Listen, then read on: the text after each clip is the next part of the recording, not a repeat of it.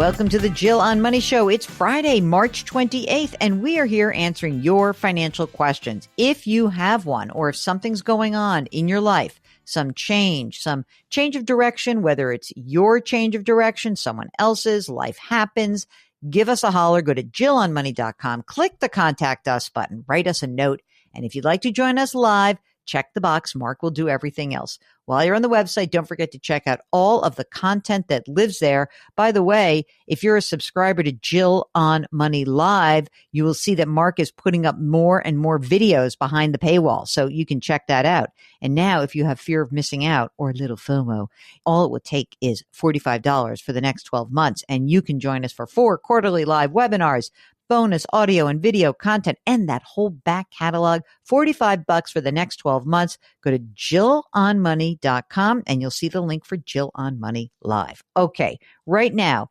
let's talk to James. He joins us from Georgia. Hi, James. How are you?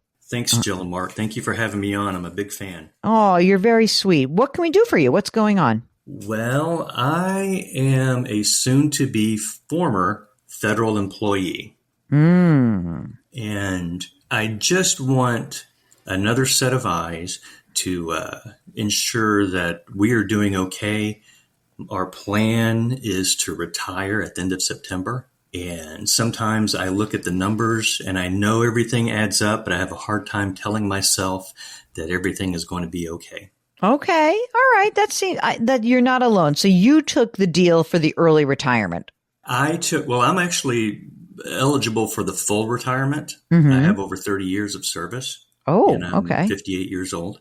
What I took was they called it the deferred resignation. Okay. And so I will get paid just my regular pay through the end of September. And then at that point, I'll retire. And what will your pension be when you retire? My pension should be right around $31K a year. Great.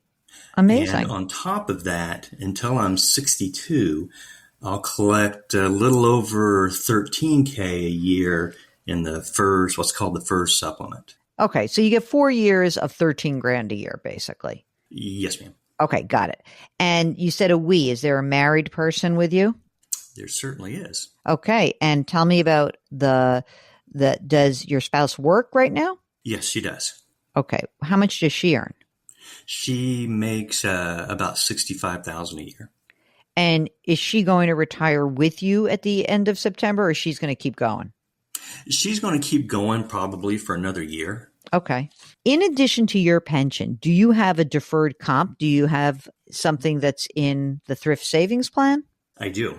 Okay. What's in there? So in the thrift savings plan, I have right now about $645,000. And is that all traditional? Almost all of it. There's 43,000 is in the Roth. Okay. Any other old retirement funds that are floating around for you? I'll get to your wife in a second. Sure. Yeah, there are some other funds floating around out there. What you got? I have 62,000 in a rollover IRA, and that's of course that's traditional. At 62, I'll actually start collecting another small pension from when I used to work for a municipality. That's going to be about $6,300 a year. Coffee money. Yeah, that's right. Okay, good. And also, I have a very small. I have 66 grand. I'm sorry, not grand. I have 6,600 in a inherited IRA that predates the new rules. So you got a stretch. You got a stretch IRA. Yeah. So I just take the minimum out every year. Okay, good. And what about your wife? What's her retirement plan look like? She has about $124,000 in 401k. Okay. 24K of that is in Roth. And she also has a rollover, and it's about $140,000. Oh, okay. Big number there. Will you have health care for life at this point until you get Medicare? That's correct. And I don't even have to take Medicare if I don't want to. I mean, you can stay on the plan. Yeah, I can stay on the plan. But yes, I'll still have, my health insurance, dental, vision. Great. I still had to pay for them. I mean, But still, that's good. Yeah. Do you have a brokerage account? Do you guys have other money that you have invested? We do. We have a brokerage account with a little over 25,000 in it. Okay. And that's all in, right now, it's all in a money market fund and in a T-bill ladder. Is that kind of what you keep as your cash savings, or do you have other stuff that's floating around like CDs or savings accounts also? No, we have a separate cash savings. Mm-hmm. We have a total about 96,000. Okay, great. And that, and about 21 of that's actually in CDs. Okay, great. You guys own your home? Yes, ma'am. I love the ma'am. How much would you guess it's worth? It's about 400,000. Is there a mortgage that's outstanding? Yes, we owe 71,000 on it at 3.675%, I believe. Okay, great. Do you guys have kids? Oh, yes. Oh, yes. Why? A slew of them? 8, 12? How many? It feels like it sometimes, but no, it's only 2. How old are they? My oldest is 26 years old. Okay. And my youngest, the second one, is 16 years old. Okay, so we got a ways to go. 26 is launched on their own? Ooh, well, she's kind of like one of those SpaceX rockets. They launch it and it comes back. Okay, well, that's a boomerang kid coming right back to home. And living with you right now? She is. Hopefully that'll be over with by the end of this year. She just got herself into some bad stuff and had some debt. We'll get her out. She's back home, and she's very diligent paying off her debts, so she should be ready to be relaunched by the end of the year. Great. 16-year-old, high school. Do you guys are you planning on helping that kid go to college, or is that kid not college bound? What's your reckoning on that? Oh no, I think she's definitely college bound. It's going to be an in-state school, of course, and we have 63,000. I'm sorry, not quite 63. We have 60,000 in a 529 for her. Okay. And also in the state that we live in, we have a very good scholarship program, and she will be eligible for that too. So that will pay just about all of her tuition. Great. Phenomenal. I love it. Okay. Mark, make a note that you should move to Georgia. Some of those state plans are really great. So what is it that when you look at your situation objectively, how much you spend right now, about just an approximation on a monthly basis? Do you have that number? Oh, between 5,500 and 6,000 a month. Let's say 6,000. And then if you looked at your retirement, your Social Security, full retirement age retirement for each of you, say 67, what is that amount? I'd have to pull that back up. I plan on taking mine at 70. Okay, so give me your 70 number. Okay, well, at 70, I'm at about 45,000 a year. And she? And she's going to start hers at 62 because I've made significantly more money than she has over the years. And it just worked out best this way. But she's going to start taking it at 62, and that's going to be about 15,000. So you're looking at this. You have your 30,000 in your pension. You'll get another 13 grand coming from that supplement. Your wife is going to earn 65. So we know that obviously for, this year and next year, you're fine. And then from there to supplement where you are, where you'll be 50, I guess you'll be either 59 or 60. I don't know when you're turning these ages.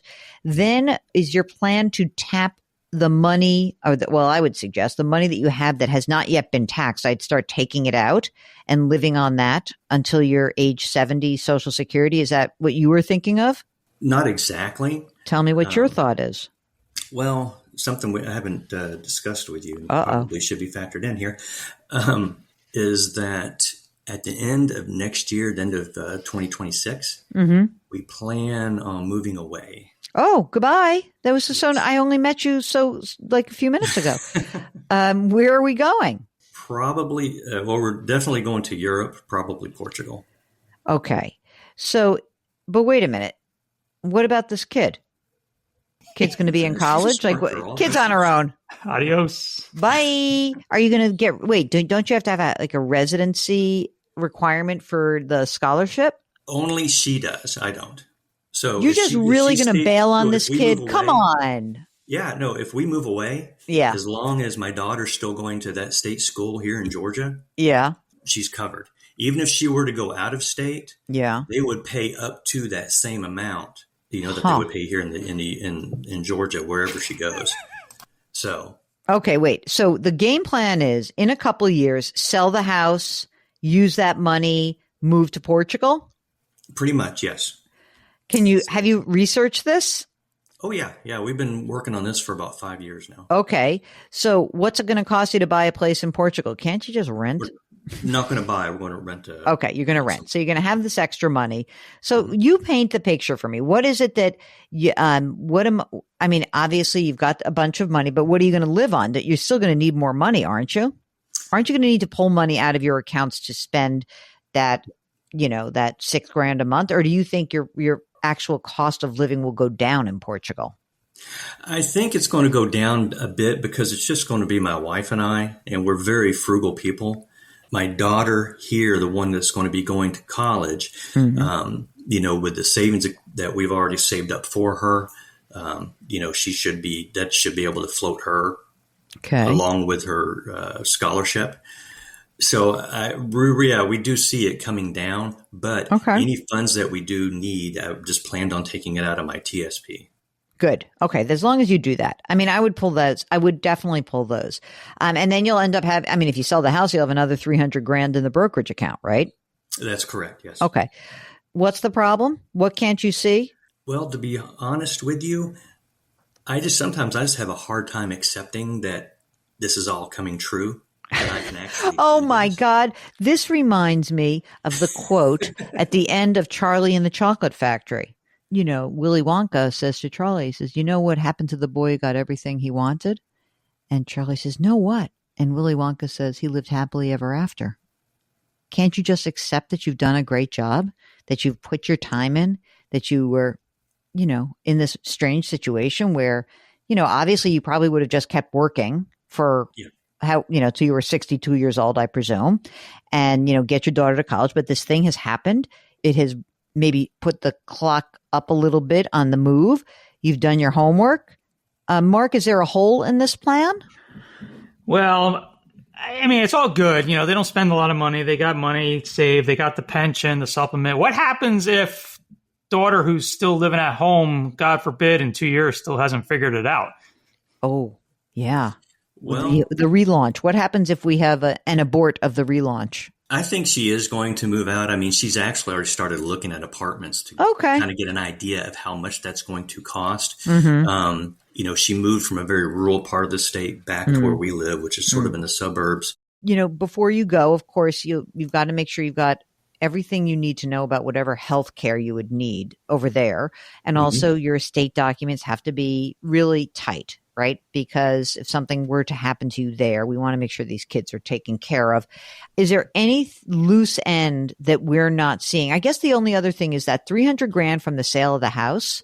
I guess I'm wondering if your daughter goes to school in state, could she live home or would she always go live on campus? If she wants to live home, of course, she would have to pick a school that's close to home. Yeah. Could she do that? Yeah, there is one, fairly decent sized university, not that far from here. She's just not interested so much in that one. She actually does want to, it sounds horrible, but she does want to move out. That's not horrible. That's like being a growing young adult. The only reason I was asking that was that I was wondering if there was like a little backstop here where for the first year that you go, maybe you keep the house and the kids, both of them live there and pay you rent. Ooh, yeah, no. But it's not a necessary. You don't need the money one way or the other. I'm just saying if you wanted to have a little bit of like a little escape hatch just in case.